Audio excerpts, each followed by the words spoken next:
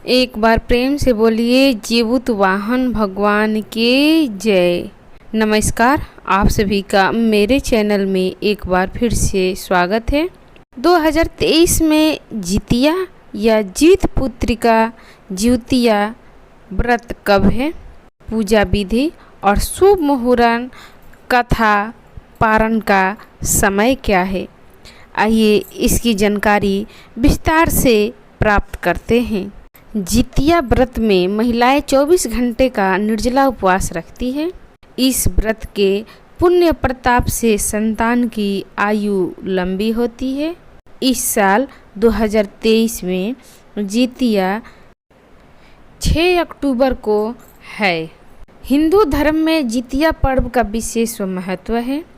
इस पर्व को जीवित पुत्रिका व्रत, ज्योतिया व्रत, जितिया व्रत या जयंतिया व्रत के नाम से भी जाना जाता है। जितिया या जीवित पुत्रिका व्रत आश्विन मास के शुक्ल पक्ष की अष्टमी से नवमी तिथि तक रखा जाता है। इस व्रत में महिलाओं को एक दिन पहले तामसिक भोजन जैसे प्याज, लहसुन, मांसाहार का सेवन नहीं करना होता है। इसके अलावा ब्रह्मचर्य का पालन बहुत ही जरूरी माना जाता है। जितिया व्रत का महत्व भी बहुत पुराना है। जितिया व्रत सुहागिन महिलाएं संतान प्राप्ति की कामना के लिए करती हैं। इस व्रत के पुण्य प्रताप से संतान की आयु लंबी होती है। वहीं जितिया व्रत करने से नवविवाहित महिलाओं की संतान की प्राप्ति भी होती है।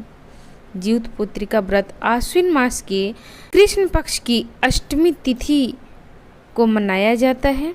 इस व्रत को उत्तर प्रदेश, बिहार, झारखंड, पश्चिम बंगाल की माताएं अपने पुत्र की लंबी आयु, सुख, समृद्धि, उन्नति के लिए 24 घंटे का निर्जला व्रत रखती है। इस साल यानी 2023 में 5 अक्टूबर की रात से शुरू होगा, 7 अक्टूबर तक चलेगा। यह त्यौहार 3 दिन तक चलता है। इस व्रत की शुरुआत नहाय खाए से होती है। पहले दिन यानी 5 तारीख को नहाय खाए है। दूसरे दिन निर्जला व्रत 6 तारीख को है। तीसरे दिन पारण 7 तारीख को है। जितिया व्रत के कुछ महत्वपूर्ण नियम भी हैं। जितिया व्रत के दिन पहले महिलाएं सूर्योदय से पहले जाग कर रात में ही स्नान करके पूजा करती हैं और फिर एक बार भोजन ग्रहण करती है। उसके बाद पूरा दिन निर्जला व्रत रखती है। इसके बाद दूसरे दिन सुबह सवेरे स्नान के बाद महिलाएं पूजा पाठ करती है और फिर पूरा दिन निर्जला व्रत रखती है। व्रत के तीसरे दिन महिलाएं पारण करती है। जितिया व्रत का नहाय खाए बिल्कुल छठ की तरह होता है। इस दिन महिलाएं सुबह सुबह उठकर गंगा स्नान करती है और पूजा करती है। अगर आपके पास गंगा नहीं है तो आप सामान्य स्नान करके भी पूजा का संकल्प ले सकते हैं। नहाते समय पानी में थोड़ा सा गंगा जल मिलाकर स्नान जरूर करें। जितिया व्रत की पूजा विधि। सुबह स्नान करने के बाद व्रती प्रदोष काल में गाय के गोबर से पूजा स्थल को लीप कर साफ सुथरा कर उसके बाद एक छोटा सा तालाब बनाती है। तालाब के पास एक पाकड़ की डाल लाकर खड़ा कर देती है। जीवित वाहन की कुश निर्मित मूर्ति जल के पात्र में स्थापित करती है। कुशा से बने जीवित वाहन की प्रतिमा को धूप, दीप, चावल, रोली, पुष्प आदि अर्पित करें। इसके बाद मिट्टी और गाय के गोबर से चील व सियारिन की मूर्ति बनाई जाती है। इनके माथे पर लाल सिंदूर का टीका लगाया जाता है। पूजा समाप्त होने के बाद जीवित पुत्रिका व्रत की कथा सुनी जाती है। जितिया व्रत में अन्न जल का त्याग कर माताएं संतान की दीर्घायु, आरोग्य और सुखमय जीवन की कामना के लिए व्रत रखती है। जितिया में जीवित वाहन भगवान की पूजा प्रदोष काल में की जाती है।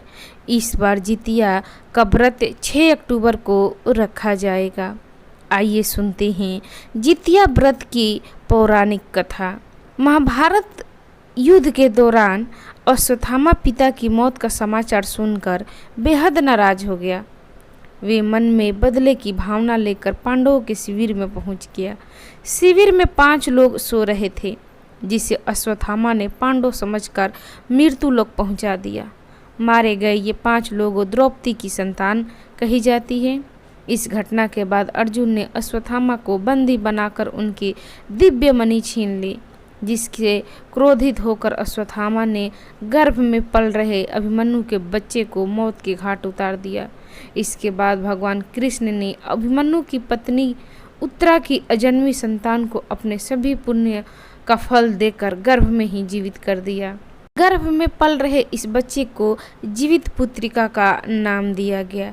तभी से माताओं द्वारा बच्चे की लंबी उम्र और रक्षा की कामना के लिए जीवित पुत्रिका व्रत रखने की परंपरा शुरू हुई।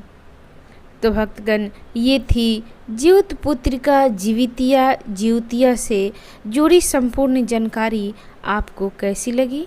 अच्छी लगी तो इसे लाइक करें, शेयर करें, मेरे चैनल को सब्सक्राइब करें और जानकारी प्राप्त करने के लिए आप सभी का धन्यवाद।